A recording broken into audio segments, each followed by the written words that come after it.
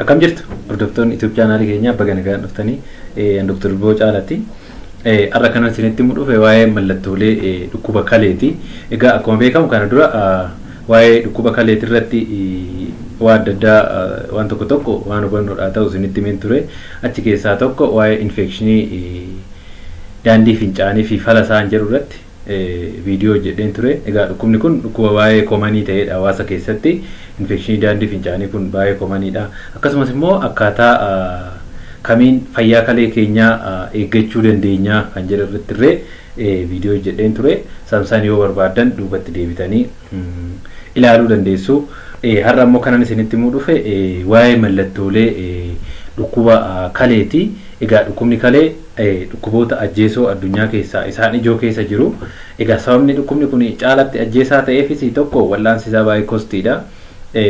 Speeshaalii karaa dhumaarra geenyan wal'aansi isaa kostiidha. Keessattuu sadarkaa jijjiirraa kaleetii fi diyaaliisisii jedhamurra geenyan inni sun lamaan baay'ee kostiidha jechuudha. Saniif jecha dhukkubni kun caalatti nama ajjeesaa jira jechuudha. Kan yeroo duratti caala amma babal'achaa dhufee jira jechuudha. Kanaaf ka ani sarraan isitti namni tokko akkaataa kamiin mallattoo isaatirra dhaabbatee akkaataa kamiin dhukkubni kalee na qabinnaa laata wantoota isa jechisiisu mallattoolee dhukkuboota kalee kan ta'anan isinitti dhufe hanga dhuma sagantaa keenyatti nu wajjin tura. Warri chaanaalii keenya faaraa taatan immoo waan nu gara fuulduraatti hojjennu akka isin bira ga'uuf YouTube chaanaalii keenya subscribe gochuun dagatina.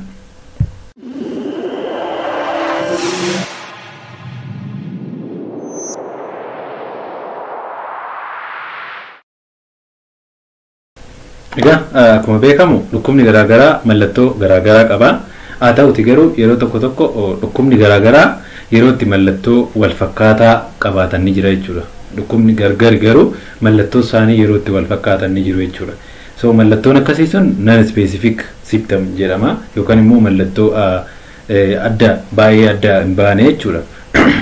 Kanaaf dhukkuboonni kalee baay'inaan mallattoon isaanii non specificidha. Kana jechuun mallattoolee dhukkuboota biraatiin irree sama'u kan itti wal fakkaatan hedduudha jechuudha. Haa ta'uti garuu mallattoolee tokko immoo caalatti kan dhukkuba kalee qabaatinna namni tokko jedhamee itti shakkamu kun even ogeessillee itti shakkuu danda'u ni jira jechuudha. Saniif san keessaa tokkoffaan mallattoolee dhukkuboota keessaa kan dhukkuba kalee qabaachuu nama tokko baay'ee shakkisiisu maadha. One, change in urination yookaan immoo jijjiirama fincaan irratti mul'atu jechuudha.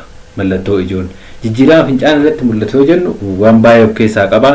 Innis tokko ammaawuntii isaati irratti hundaa'ee baay'ina fincaan namni tokko fincaa'u yoo baay'ee kan duraatirra kan hir'atu ta'e waan shakkamu qaba jechuudha. Yookaan immoo kan duraarree yoo baay'atu ta'e waan shakkamu qaba jechuudha. Fakkeenyaaf namni tokko fincaasaa kan durii caala yoo itti baay'ate haalli itti dhukkuba sukkaaraallee shakkinu ni jira jechuudha. Kanaaf tokko baay'ina irratti lammaffaan immoo bifti fincaanillee waan nutti himu qaba jechuudha. Bifti fincaanillee waan nutti himu qaba. Namni tokko fincaasaa inni normaali halluu dhabeessaa hanga karaa keellootitti deemaa jechuudha. Kanarraan kan hafe bifti kanarraan geeddarame hunduu mallattoo dhukkuba kalee agarsiisuu danda'a jechuudha. Fakkeenyaaf fincaan diimachuu, fincaan akka malee bifa biraallee qabaachuu fi wanti bifa amma jedhe kanarraa kan biraa ta'e hunduu mallattoo dhukkubaa agarsiisuu danda'a jechuudha. Inni biraani fincaan bahuu diduu. Fincaan bahuu diduun illee mallattoo dhukkuboota kalee fi daandii fincaanii agarsiisu jechuudha. Dhiira keessatti dubara keessatti wanti kun mallattoon kun jara lachan keessattuu hin jiraata. Kanaaf kan namni tokko fincaan yoo fincaa'uu dadhabe dhukkubni isaa yookaan kaleedha yookaan immoo ujummoolee daandii fincaanii yookaan immoo urinary tract warra jedhaman keessa jira jechuudha rakkoonsaa. Kanaaf dhukkuba kana waan baay'ee fida dhukkuboota kalee ta'e waan baay'ee waan kana fiduu danda'a. Cirrachi kalee fiduu danda'a. Dhiitoon prosteetii yookaan immoo prosteet BPH jedhamu dhiirota irratti waan akkasii fiduu danda'u. Kanaaf mallattoon kunillee sama'u dhukkuba kalee fi daandii fincaanii agarsiisuu danda'a jechuudha. Kanaaf mallattoo tokkoffaan jijjiirama fincaan irratti ta'uu jechuudha. Mallattoon lammaffaan dadhabsiisuu kan faatijability kan jedhamudha. Egaa faayidaa kalee keessaa inni tokko xuraawaa bifa fincaanitiin gara alaatti dhabamsiisudha. Sun ta'uun gaafa hafugaa toksiniin xuraawaan adda addaa kun dhiiga keessatti ni dabalaa jechuudha. Dhiiga keessa marfamaa jechuudha. Sun immoo tokko inni mataasaa dadhabina fiduu danda'a.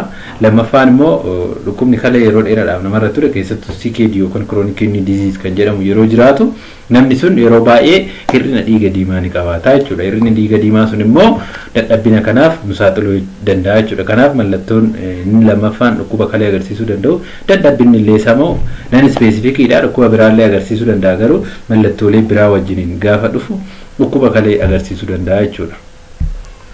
Mallattoon sadaffaan itching yookaan immoo qaama hooksisuu. Qaama hooksisuun kun isas wanti adda addaa fiduu danda'a. Haa ta'uti garuu ammas qaama hooksisuun kun faayidaa kalee wajjiniin kan wal qabatudha. Akkuma beekamu kana durallee isinitti himeen ture. Faayidaa kalee keessaa ammas faayidaan inni biraa mineraala yookaan immoo albuudota qaama keenya keessa jiru baalaansii isaa eeguudha jechuudha. Garuu yeroo kaleen keenya miidhamte baalaansiin albuudota dhiiga keenya keessa jiru kun waan jeeqamuufu sun hooksisuu qaama hooksisuu fiduu danda'a jechuudha. Achi keessaa keessattuu foosfarasii an jedhamu jira. Foosfarasiin dhiiga keenya keessa jiru gaafa dabalu inni sun kallattiidhaan qaama hooksisuu kanaaf nama saaxiluu danda'a jechuudha. Kanaaf sadaffaan qaama hooksisuudha jechuudha. Inni arfaffaa fi ijooni dhiitoo qaamati. Egaa dhiitoo qaamaa dhukkuba baay'eetu fida. Dhukkubni onnee fiduu danda'a, dhukkubni tiruu fiduu danda'a, dhukkubni hir'inni nyaataallee fiduu danda'a, dhukkubni kaleellee fiduu danda'a, dhukkuba baay'eetu fiduu danda'a. Haa ta'uti garuu dhiitoo qaamaa kun kan kalee warra kaan irraa kan adda godhu waan tokkotu jira. Innis maalidha? Dhiitoon sababa dhukkuba kaleetiin dhufu ijarraa jalqaba. Qola ijaa ija keenya gara olii, qola ijaa qola gara gadii achi jalqaba jechuudha. Dhiitoon achirraa jalqaba. Achi boodadha kara fuula kara qaama garaa fi miilatitti progressively gadi deemaa jechuudha. Jalqaba ijarraa jalqaba jechuudha. Dhiitoon biraa garuu usually kan inni jalqabu kara gadiitirraa. Kan tiruu ta'e yeroo baay'ee garaarraa jalqaba. Kan immoo dhukkuba onneetirraa dhufu yoo ta'e miilarraa jalqabee achi booda garaa harka fuula akkasitti ol deemaa jechuudha. Kan dhukkuba biraa speeshaal kan amma onneefaa jechuudha. Kan dhukkuba kalee garuu akkan amma isiniin jedhe kana ijaa fi fuularraa jalqabee gara gadiititti gadi deemaa jechuudha. Kanaaf mallattoo biraatitti dabalatee dhiitoon haala kanaan ija keenyarraa jalqabee gara biraatti deemu jiraannan carraa wanti sun mallattoo dhukkuba kalee ta'uu guddaadha jechuudha. Mallattoon inni biraan hafuura kutaadha. Egaa hafuura kutaan kunillee akkasuma mallattoo dhukkuba hedduu ta'uu danda'a. Ispeeshaalii dhukkuboonni sombaa wal qabatan, dhukkuboonni onnee garaagaraa yeroo sadarkaa advaansed isteejii irra gahan mallattoo hafuura kutaa kana inni qabaatu jechuudha. Haa ta'uti garuu dhukkubni kaleellee mallattoo kana fiduu ni danda'a. Sababni inni mallattoo kana fiduuf kaleen faayidaa ishii kennuudhuma dadhabuurraa kan ka'e jechuudha. Yeroo kaleen xuraawaa adda addaa fi dhangala'aa adda addaa sila karaa fincaaniitiin baasuu dadhabdu dhangala'aan kun deebi'ee somba keessatti kuufamuu danda'a jechuudha. Yeroo somba keessatti kuufamu san hafuura kutaan jiraachuu danda'a jechuudha. Karaan inni tokko karaa inni biraan immoo akkuma dura jedhe hir'ina dhiiga diimaa irree waa fiduuf karaa sanillee mallattoon hafuura kutaan jiraachuu danda'a. Akkasumas immoo indi isteejirra yeroo ga'e yureemiyaa waan jedhamu yeroo jiraatu yeroo sanillee hafuura kutaan kun akka mallattootitti lakkaa'amuu danda'a jechuudha. Haa ta'uti garuu mallattoon kun dhukkuba biraallee samoo agarsiisuu danda'a jechuudha. Mallattoon inni biraa dhukkuba kaleetti shakkiin inni tokko cinaacharra waraansa cinaacharraati. Waraansa cinaacharraa yookaan immoo flank pain kan nuti jennuuni cinaacha kallattii lamaanis ta'uu danda'a, kallattii tokkoonis ta'uu danda'a. Toora naannoo argamsa kaleetirraan yeroo waraansi jiraatu inni sunillee dhukkuboota kalee tokko tokko agarsiisuu danda'a jechuudha.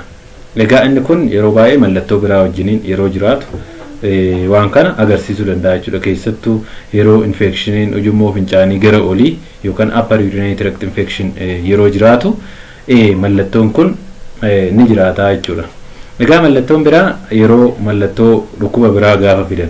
Egaa dhukkubni kalee baay'ee yoo wallaanamuu baate tokko olka'iinsa dhiibbaa dhiigaa fiduu danda'a. Dhukkuba olka'iinsa dhiibbaa dhiigaa fiduu danda'a. Dhiibbaan dhiigaas olka'iinsi dhiibbaa dhiigaas kalee fiduu danda'a. Kalee dhukkubni kalees immoo olka'iinsa dhiibbaa dhiigaa fiduu danda'a. Lachan isaanii wal fidu jechuudha. So yoo isa fide dhiibbaa yookaan immoo impaaktii ol ka'iinsa dhiibbaa dhiigaa fayyaa namaati irratti qabu beekamaadha. San illee fiduu danda'a jechuudha. Inni biraan dhukkubni kalee otoo wal'aanamin yeroo hafe ammas dadhabbina onnee fiduu danda'a jechuudha. Heart failure fiduu danda'a. Kanaaf yeroo san immoo mallattoolee dadhabbina onnee illee jiraachuu danda'a jechuudha. Mallattoolee dadhabbina onnee kan jennu kan akka hafuura kutaa, dugdaan yeroo ciisan ukkaamsuu, qufaasisuu, miilaa fi qaama hunda dhiitechuu, halkan yeroo rafan boraatii of jalatti baay'isanii malee rafuu dadhabuu fi mallattoo kana fakkaatan ni jiru. So yeroo kufaatii onnee yookaan dadhabbina onnee yookaan heart failure kan nuti jennu yeroo fidan mallattoolee kanneen qabaachuu danda'u jechuudha. Kanaaf egaa mallattooleen kunniin non specificidha, garuu walitti qabamanii mallattoolee tokko wajjiniin gaafa jiraatan especially akkan dura isiniin jedhe dhiitoo fuularraa jalqabu mallattooleen baay'ee dhukkuba kalee agarsiisan dhiitoo fuularraa jalqabanii gara qaamatti gadi deeman jijjiirama fincaan irratti ta'u irra caalaa jijjiirama fincaan irratti ta'u waraansa cinaacharraa fi fincaan kan akka fincaan gubuu, fincaan itti xiqqaachuu, fincaan baay'achuu maal kunoo jiraate mooroof dhukkuboota kalee baay'ee agarsiisu jechuudha. Kanaaf gaa kunniin mallattoolee dhukkuboota kalee namni tokko qabaachuu isaanii shakkisiisanidha. Kanaaf namni tokko mallattoolee kana yeroo ofirratti argu dhukkuba kalee tarii qabaachuu hin danda'a jedhee shakkuudhaan gara mana wal'aansaa deemee wal'aansa barbaachisu argachuu qabaa jechuudha. Kanaaf anis har'a kanan isinitti himuu dhufe kanuma fayyaa ta'a.